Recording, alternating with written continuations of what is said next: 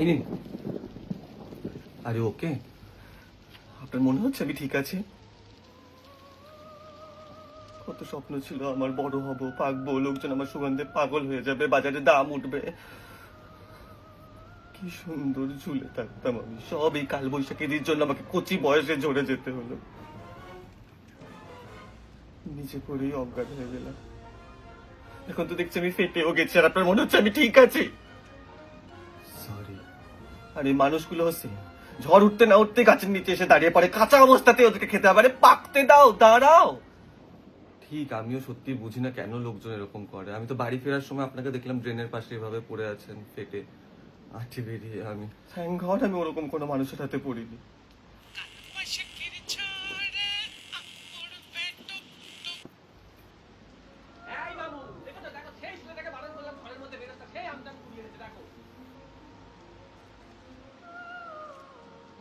মিথ্যেবাদী, you are one of them.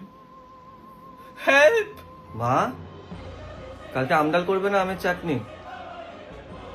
আমাকে খেয়ে নিবি তোরা কাঁচা অবস্থায়, শয়তান।